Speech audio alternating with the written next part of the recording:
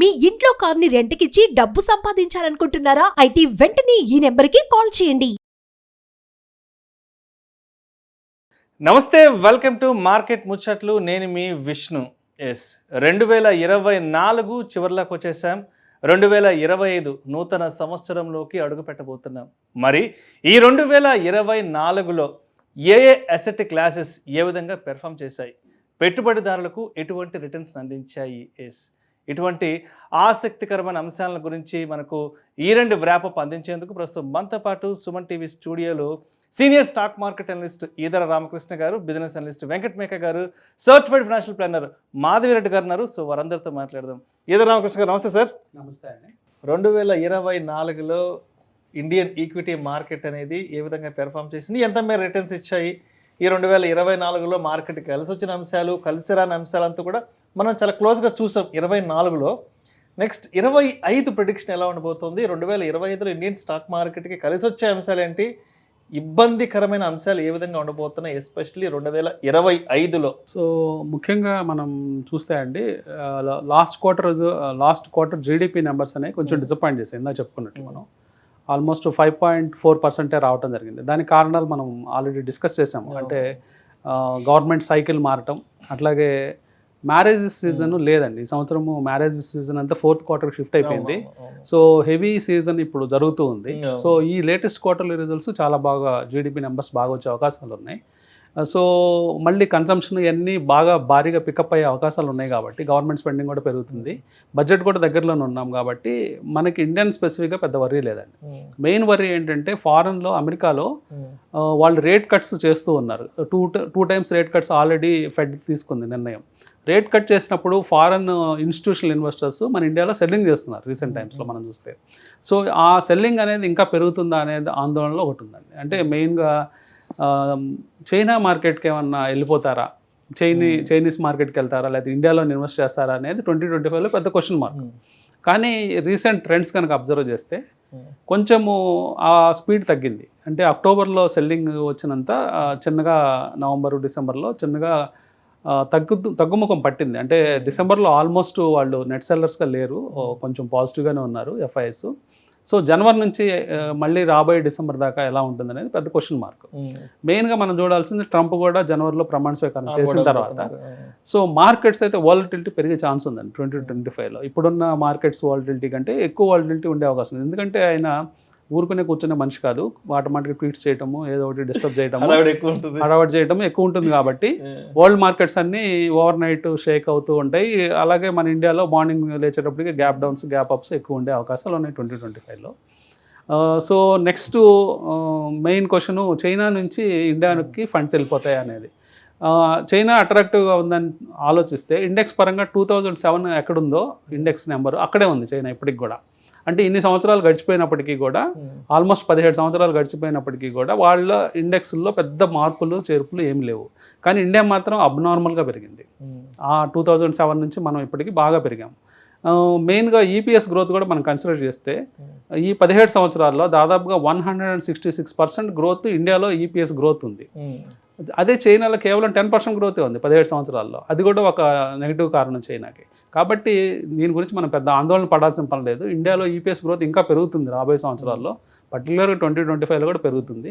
కాబట్టి ఇండియాకే ఫండ్స్ మళ్ళీ అవకాశాలు ఉన్నాయి, దాని గురించి వరి కావాల్సిన పని లేదు. తర్వాత ఏ సెక్టార్స్ మనం ఎక్కువగా చూడాలి అని మనం చూసినప్పుడు, ముందు స్టాక్స్ వైజ్గా చూస్తే లాస్ట్ 5 ఇయర్స్లో కూడా మంచి రిటర్న్స్ ఇచ్చాయండి. ఆల్మోస్ట్ టాప్ 500 స్టాక్స్లో 309 స్టాక్స్ డబుల్ అయినాయి, టాప్ 100 స్టాక్స్లో 67 స్టాక్స్ డబుల్ అయినాయి. సో కాబట్టి మనం లాస్ట్ 5 ఇయర్స్లో ఎక్స్ట్రాడినరీ నెంబర్స్ మనం స్టాక్ మార్కెట్ ద్వారా అచీవ్ చేసాము రిటర్న్స్ వైజ్గా. అదే పర్ఫార్మెన్స్ రాబోయే 5 సంవత్సరాలు ఉంటుందా అంటే అది డెఫినెట్గా ఉండదండి. అంటే అంత రిటర్న్స్ రావు.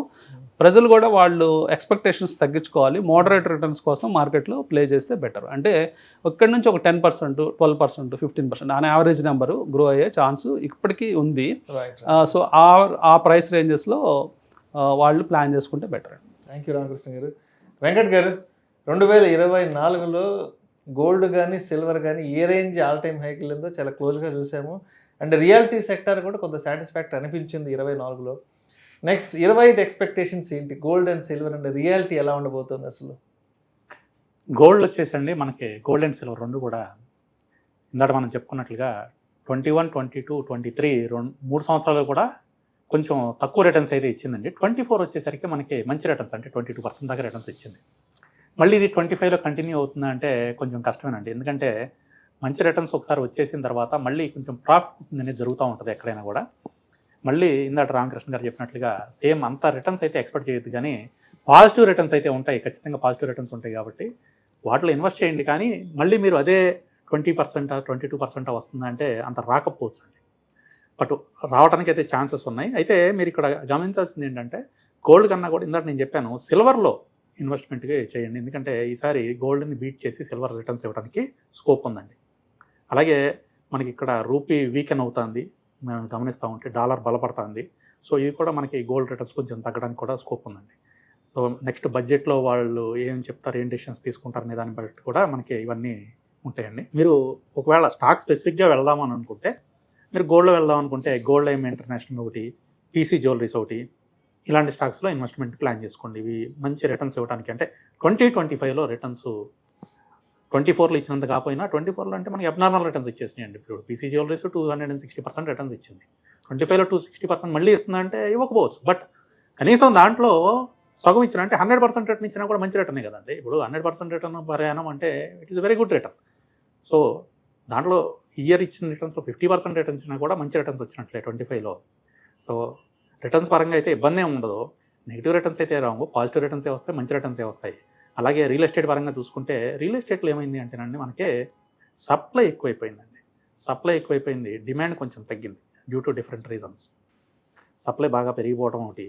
సో దాంతో చాలా వరకు రియాలిటీ సెక్టారు అంటే ఇయర్ ఎంతైతే రిటర్న్స్ బాగా ఇచ్చేసినాయో నెక్స్ట్ ఇయర్ ఆ రిటర్న్స్ కంటిన్యూ అవ్వడం కొంచెం కష్టం అండి. ఇయర్ మనకి బాగా సప్లై ఎక్కువైపోయింది, ఇయర్ ఎండింగ్ వచ్చేసరికి కొంచెం డిమాండ్ తగ్గింది. అయితే వీటిల్లో కూడా స్టాక్ స్పెసిఫిక్గా వెళ్తే మీకు ప్రెస్టేజ్ కానీ బ్రిగేడ్ కానీ వీటికి ఏంటంటే కమింగ్ ఇయర్స్కి వాళ్ళకి ప్రాజెక్ట్స్ అయితే చేతిలో ఉన్నాయి. సో వాళ్ళకైతే ఆల్రెడీ డిమాండ్ అయితే ఉంది. అంటే స్టాక్ స్పెసిఫిక్గా ఓవరాల్గా చూసుకుంటేనేమో సప్లై ఎక్కువ ఉంది, డిమాండ్ కొంచెం తగ్గింది. కానీ స్టాక్ స్పెసిఫిక్గా చూసుకున్నప్పుడు ఆ కంపెనీస్ చేసే ప్రాజెక్ట్కి సంబంధించి చూసుకుంటే మాత్రం వాటికి కొంచెం డిమాండ్ ఉంది. అట్లా స్టాక్ స్పెసిఫిక్గా వెళ్తే మీరు రియాలిటీ సెక్టర్లో కూడా నెక్స్ట్ ఇయర్ రిటర్న్స్ అయితే తీసుకోగలుగుతారండి. సో బులియన్ మార్కెట్గా కానీ రియాలిటీ మార్కెట్గా కానీ నెక్స్ట్ ఇయర్ కూడా రిటర్న్స్ ఇస్తుంది. కాకపోతే మీరు చూస్ చేసుకోవాల్సింది ఏంటంటే స్టాక్ స్పెసిఫిక్గా వెళ్ళండి. వెళ్ళి ఇయర్ 24 రిటర్న్స్ ఇచ్చినాయి కదా అని చెప్పేసి 200లు 150లు నెక్స్ట్ ఇయర్ అంత ఎక్స్పెక్ట్ చేయొద్దు.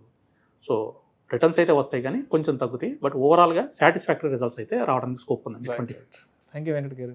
రైట్, మాధవిరెడ్డి గారు మీ దగ్గరకు వచ్చేస్తున్నాను. ఇప్పటివరకు 68 లక్షల కోట్ల మ్యూచువల్ ఫండ్ ఏమేమి ఉంది, నెక్స్ట్ 2025కి నెక్స్ట్ ఎంతవరకు వెళ్ళే అవకాశం ఉందంటారు ఈ 68 లక్షల కోట్లు ఏమేమి? So definitely we are seeing that due to financial awareness అయితే బాగా పెరిగిందండి. సో అందరూ కూడా పర్సనల్ ఫైనాన్సెస్ మీద కొంచెం నేర్చుకుంటున్నారు. Thanks to the technology, thanks to all these digital media, వీటి ద్వారా బాగా అవేర్నెస్ అయితే పెరిగిందండి. ప్రతి ఒక్కరు ఈక్విటీలోకి వస్తున్నారు. సో ఇలాంటిది అలానే మన సెబీ రెగ్యులేషన్స్ కూడా కొంచెం స్ట్రిక్ట్ గా ఉండడము. సో అలానే టెక్నాలజీ కూడా బాగా యూజ్ఫుల్ ఈ ఇండస్ట్రీకి బాగా ఉండడము. ఇవన్నిటి వల్ల ఏమైందంటే అంటే మీరు ఎక్కడున్నా మ్యూచువల్ ఫండ్స్ ఇన్వెస్ట్ చేసేసుకుంటున్నారు. So you need not go anywhere physically, అంతా డిజిటలైజ్డ్ అయిపోయిందండి. So we are expecting 100 lakh crore ఎట్లా అయినా ఇయర్లో మనము అచీవ్ చేయాలి అనేది అయితే మేమైతే అనుకుంటున్నాం. Robust growth we are expecting. So డైరెక్ట్గా మనకి స్టాక్ మార్కెట్లోకి వెళ్ళిపోకుండా మ్యూచువల్ ఫండ్స్ ద్వారా డైవర్సిఫికేషన్ ద్వారా నిజంగానే రిస్క్స్ తగ్గుతున్నాయి అనేది అయితే కొంతమంది బిలీవ్ చేస్తున్నారండి. ఈ వాల్టిలిటీని మనము మేనేజ్ చేయాలి అంటే డైరెక్ట్గా వెళ్ళిపోవడం కన్నా ఈ చిన్న ఇన్వెస్టర్లు ఎస్పెషల్లీ ఎవరికైతే అంత టైం లేదు, అంత టైం మేనేజ్మెంట్ చేసుకోలేకపోతున్నాం, ఎక్స్పీరియన్స్ లేదు, తక్కువ అమౌంట్ ఉంది, వీళ్ళందరూ కూడా ఇక్కడికి వస్తున్నారండి మ్యూచువల్ ఫండ్స్లో. So we are expecting that will become 100 lakh crore అనేది అవ్వాలనుకుంటున్నాము. అలానే లార్జ్ క్యాప్ ఫండ్స్ మనం చూసుకున్నట్లయితే 1 year రిటర్న్ 33% ఉంటే 5 year return 17%, but 10 years return మీరు CAGR తీసుకుంటే 15%. సో ఇలాంటి ఎక్స్పెక్టేషన్స్తో ఒక 15% ఎక్స్పెక్టేషన్స్తో కానీ మార్కెట్లోకి వచ్చినట్లయితే definitely you are getting that 15% అయితే మనకు వచ్చే ఛాన్సెస్ ఉన్నాయి. అలానే ఫ్లెక్సీ క్యాప్లో కూడా 1 year 38%, 5 year 20%, బట్ 10 yearsకి వచ్చేటప్పటికి ఆ 15-16% అనేది మనకి మోడరేట్ రిటర్న్స్ అయిపోతున్నాయి. ఇప్పుడు కొత్తగా మనం ఏంటంటే వాల్యూ ఫండ్స్ మీద బాగా ఫోకస్ చేస్తున్నారండి. ఇప్పుడు మనకి మార్కెట్స్ అంటే ఇంత FII సెల్లింగ్ అనేది ఎందుకు జరిగింది? Because of higher valuations. Indian stocks అన్ని కూడా వాటి గ్రోత్ అంటే కంపెనీస్ ఏవైతే గ్రోత్ చూపిస్తున్నాయో, ఎర్నింగ్స్ చూపిస్తున్నాయో దానికి మించి వాటి వాల్యూషన్స్ ట్రేడ్ అవుతున్నాయి, వాటికి మించి షేర్ ప్రైజెస్ ట్రేడ్ అవుతున్నాయి అని చెప్పి చాలా వరకు అంటే 50 PEs ఉండడము, 100 PE కూడా ఉన్నాయండి. So which is very much అంటే FIIs ఎప్పుడైనా ఇన్వెస్ట్ చేసేటప్పుడు వాళ్ళు వాల్యూషన్స్ బాగా చూస్తారు. సో ఇలా ఏవైతే ఉన్నాయో సో వీటిని బీట్ చేసినట్టుగా మనకు మ్యూచువల్ ఫండ్స్లో వాల్యూ ఫండ్స్ ఉన్నాయి. SBI కాంట్రా ఇవేంటంటే ఫండమెంటల్లీ స్ట్రాంగ్ ఉన్న కంపెనీని సెలెక్ట్ చేయడము, తక్కువ PE ఉన్న స్టాక్స్ ని సెలెక్ట్ చేయడము, ఇలాంటివి చేస్తున్నారండి. సో అలాంటి వాల్యూ ఫండ్స్ లో కూడా మీరు కానీ వచ్చినట్లయితే మీకు కొంచెం మేబీ రిటర్న్స్, ఇది కూడా మేము వాల్యూ ఫండ్స్ కూడా చూసామండి. అది 1 year 40%, 5 years అయితే 22%, అండ్ 10 years CAGR చూసుకుంటే 17%. సో ఇలా మీరు ఇలా లార్జ్ క్యాప్ ఫండ్స్ మనం చెప్పినట్టుగా ఈ value funds, flexi cap funds ఈ 15%, 12 to 15% మీకు వస్తుందండి, డెఫినెట్గా వస్తుంది. బట్ అక్కడ ఒక డిస్క్లైమర్ కూడా ఉంది, ఇఫ్ యూ స్టే మీరు ఉండాలి అందులో. మీరు ఉండకపోతే మాత్రం అంటే ఒక 1 year ఉంటారు, 6 months ఉంటారు, లేదు 1.5 year 2 years ఉంటే మాత్రం వీ కెనాట్ సే అండి. But the people who are staying for long term వ్యూతో మ్యూచువల్ ఫండ్స్ వచ్చే వాళ్ళకైతే ఎప్పుడు డిసప్పాయింట్మెంట్ ఉండదండి. సో మంచి ఫండ్స్ ని మేము చెప్పినట్టుగా ఇలా large flexi and value funds and multi asset funds, ఇప్పుడు సార్ చెప్పినట్టుగా గోల్డ్ ఉండాలి అనుకునేవి ఏంటంటే మల్టీ అసెట్ ఫండ్స్ ఉన్నాయి. అంటే గోల్డ్, డెట్, తర్వాత ఈక్విటీ, ఈ 3 కాంబినేషన్స్ ఉన్నాయి. అలానే డెట్ ఈక్విటీ కాంబినేషన్స్ ఉన్నాయి. ఇలాంటివి మనం తీసుకున్నట్లయితే డెఫినెట్లీ డిసిప్లిన్డ్ అప్రోచ్ ఉండాలండి. మిక్స్ ఆఫ్ ఫండ్స్ పర్ఫెక్ట్ గా మనం మిక్స్ ఆఫ్ ఫండ్స్ ని జాగ్రత్తగా మన స్కీమ్స్ ఒక 10 స్కీమ్లు ఉన్నాయా, 7 స్కీమ్లు, 8 స్కీమ్లు ఇట్లా ఉన్నాయి, what is the mix of funds is also makes important అండి. డిసిప్లిన్డ్ అప్రోచ్ ఉండాలి. మనం ఇప్పుడు ఏదైతే రిటర్న్స్ ఎక్స్పెక్టేషన్స్ మనం అందరికీ చెప్పాము, 15%, వాళ్ళు 15%, ఇలాంటి రిటర్న్స్ తో కానీ మీరు వచ్చినట్లయితే అండ్ రిస్క్ అయితే మేనేజ్ చేయాలండి. రిస్క్స్ ఆర్ ఇప్పుడు మన రామకృష్ణ గారు చెప్పినట్టు risks are plenty are there, volatility will be there. But మీరు కానీ ఈ managing the risk by diversification, asset allocation, ఈ స్ట్రాటజీస్ ని కానీ పెట్టుకొని వస్తే definitely you can go with మీ ఫైనాన్షియల్ గోల్స్ అనేవి మీరు పర్ఫెక్ట్ గా, ఫ్యూచర్ ఫైనాన్షియల్ గోల్స్ అనేవి మీరు పర్ఫెక్ట్ గా మ్యూచువల్ ఫండ్స్ ద్వారా రీచ్ అయ్యే ఛాన్సెస్ అయితే బాగా ఉన్నాయి. సో మొత్తానికి ఓవరాల్ గా 2025 మ్యూచువల్ ఫండ్ ఇండస్ట్రీ ఎలా ఉండబోతుంది అంటారు చిన్న కామెంట్లో? సో 2025లో ఏంటంటే ఈ కొత్తగా కొంచెం వెళ్తున్నారండి, అంటే కొత్త ఫండ్స్ వస్తున్నాయి, థిమటిక్ ఫండ్స్ చాలా వరకు మార్కెట్లోకి వస్తున్నాయి. IPOs ఎలా వస్తున్నాయో NFOs కూడా కొత్త NFOs అంటే సెక్టార్ ఫండ్స్ NFOs వస్తున్నాయి. తర్వాత మనకి ఈ టెక్ ఫండ్స్ అంటే మన క్వాంట్ ఫండ్స్ వస్తున్నాయి. సో ఇలా ఏంటంటే మన రిస్క్ కి తగ్గట్టుగా సెలెక్ట్ చేసుకోవాలండి. బట్ ఓవరాల్ గా ఏంటంటే ఫైనల్లీ ఈ subject market risk, mutual funds అన్ని కూడా ఇవన్నీ ఏంటంటే స్టాక్ మార్కెట్ రిలేటెడే కదండి. బట్ మేం చెప్తుంది ఏంటంటే కంప్లీట్ గా అలా వెళ్ళిపోకుండా కొంచెం డెట్ యాడ్ చేయండి. That is what we are telling. So కొంచెం ఈ డెట్ అనే అసలు ఒక్క డెట్ ఫండ్ ఉండదండి, హైబ్రిడ్ ఫండ్ ఒకటి కూడా యాడ్ చేసుకోరు. సార్ చెప్పినట్టుగా గోల్డ్ ఫండ్ ఒకటి యాడ్ చేసుకున్నారు అనుకోండి, definitely it will be a very good year for all the mutual funds. But we're hoping that next year will be a very good year for the stock market as well as the mutual fund industry. Thank you so much Madhu Reddy గారు. Right, Venkat మేక గారు ఏంటి 2025 and reality గోల్డ్కి సంబంధించి మీరు ఎటువంటి conclusion comment ఇస్తామనుకుంటున్నారు? బాగుంటుందండి. ఓవరాల్గా 2025, 2024 ఎలా అయితే ఉందో 2025 కూడా మంచి రిటర్న్స్ అయితే గోల్డ్ అండ్ రియాలిటీ నుంచి ఎక్స్పెక్ట్ చేస్తున్నాము. అయితే ఇయర్ వచ్చినంత రిటర్న్ కాకపోయినా కూడా మంచి రిటర్న్స్ అయితే ఎక్స్పెక్ట్ చేస్తున్నాం. Anything more than 20% is a good return అండి నా ఉద్దేశంలో. So gold or reality whatever it may be, anything more than 20% return కనుక మీరు తీసుకోగలిగితే it is a very good and return అండి. సో ఆ రిటర్న్స్ అయితే ఎక్స్పెక్ట్ చేస్తున్నానండి. Right. So either Ramakrishna garu ఏంటి కన్క్లూజన్గా మీ కామెంటరీ ఏంటి? Stock market for next 2025 Indian stock market expectations ఏంటి? అంటే అట్లీస్ట్ ఇప్పుడు మనం అరౌండ్ 24,000 నిఫ్టీ ట్రేడ్ అవుతుందండి. ఒక 10% కనుక మూవ్ అయితే, అంటే మళ్ళీ ఒక 2,500 పాయింట్లు కనుక మూవ్ అయితే మళ్ళీ ఆల్ టైమ్ హై హిట్ అవుతాము. జనరల్గా ఆల్ టైమ్ హిట్ అయిన తర్వాత ఒక 5% క్వశ్చన్ ఎలాగో ఉంటుంది. సో ఇక్కడ నుంచి ఒక 10 to 15% ఎక్స్పెక్ట్ చేయొచ్చండి ఈ సంవత్సరం.